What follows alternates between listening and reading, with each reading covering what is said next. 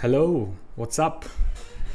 Welcome to Couch Potato. My name is Mayank Anand and today I'm back with shorts.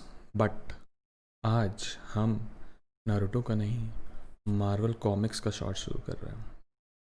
We are starting with a very deep character.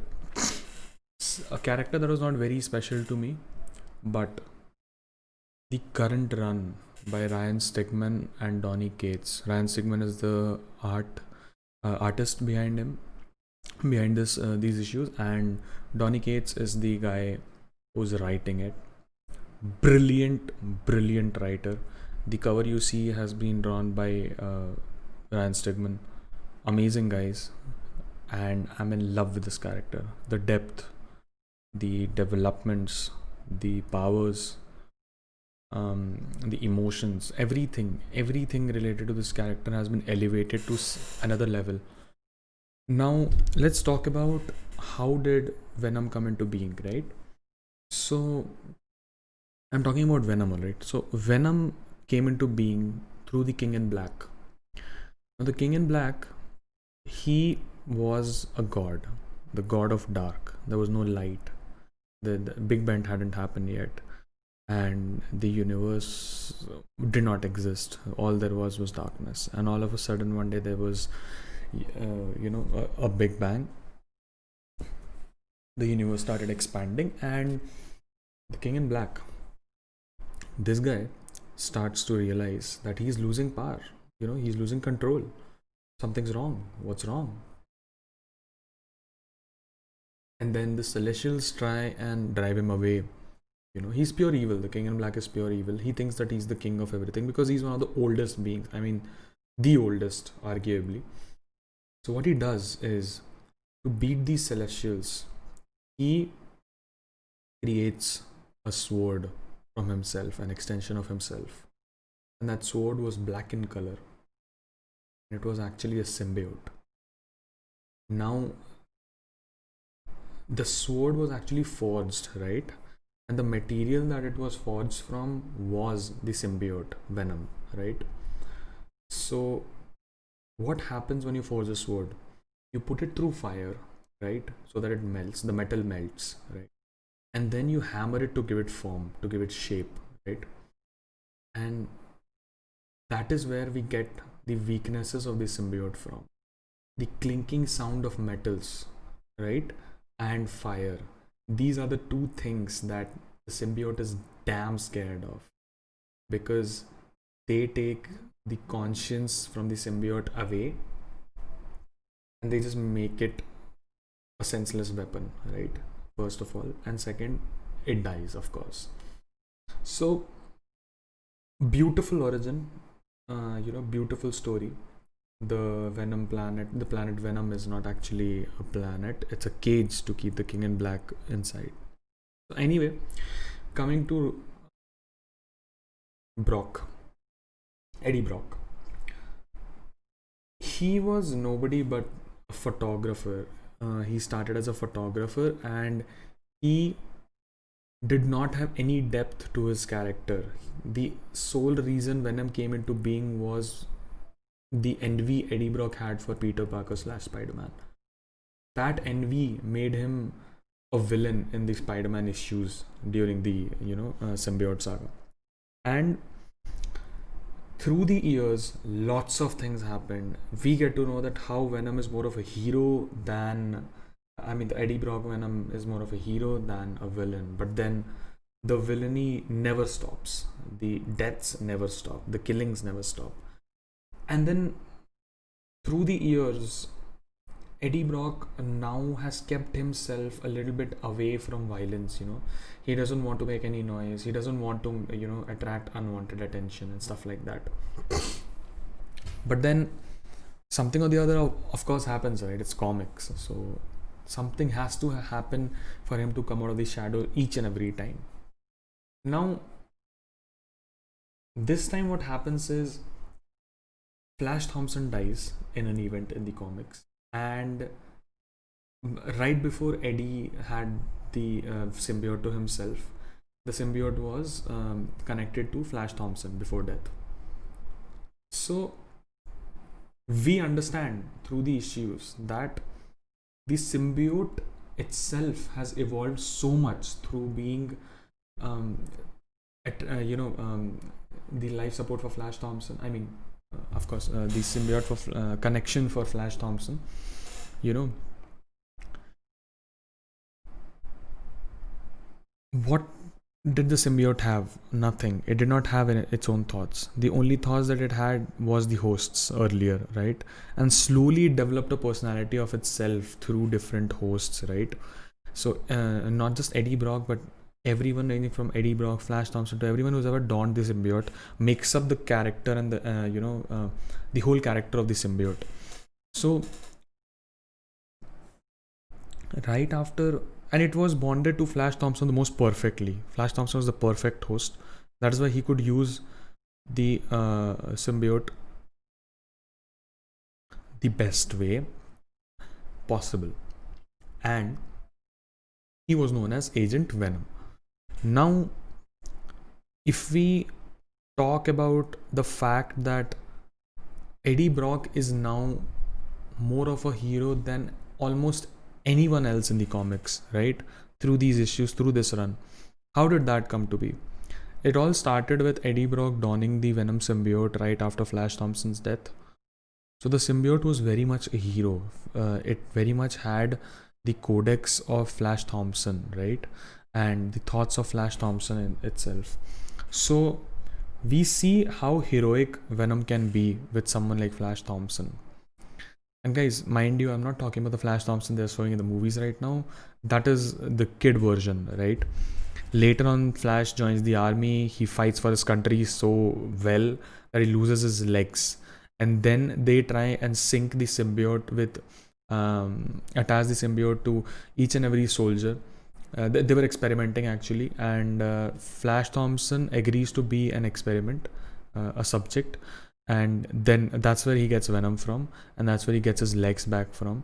I mean, he doesn't get his legs back; those are symbiote legs, not his legs, apparently, per se. I mean, so what happens is Venom shows us that sometimes it is necessary to take the hard way around, right?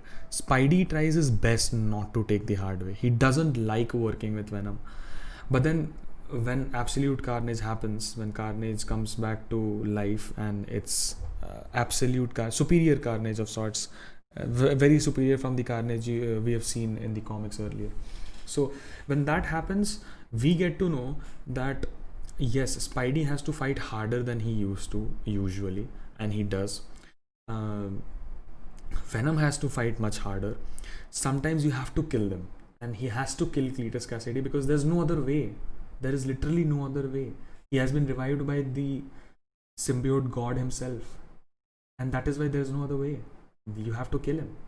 And what can Spidey do? He has no choice. But of course, Spidey never kills, right? He doesn't kill him. He doesn't kill the Carnage. This guy, Venom, kills Carnage later on, because obviously there are things like codex and things like that. So one thing leads to the other, and of course Carnage dies. But then what do we learn through these issues is Eddie Brock has had a lot of trauma in his childhood, lots and lots of trauma, and that is what made him a very shallow person later on. So when we talk about Eddie Brock, we have never known through the movies or the cartoon, you know, that Eddie Brock was a very scarred character. He was abused as a child, physically abused as a child. He was beaten, he was threatened to be killed by his dad. His dad had no mercy for Eddie. He was never proud of Eddie. And his dad tried to do the same thing with Eddie's son, that we get to know that Eddie has a son in this run, right? So Eddie portrays to be his son's brother. I just get the son's name. Give me a minute. Just a minute, guys. Just a minute. Just a minute. Just a minute.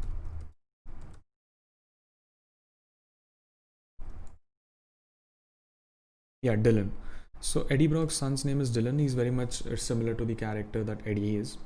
But yeah, he's a kid yet. So we really don't know what is the depth of the character, because he's a child, right? He hasn't really faced as many atrocities as Eddie Brock or Spidey or anyone else. So he's still growing, he's still growing up, and he's a great kid in the comics.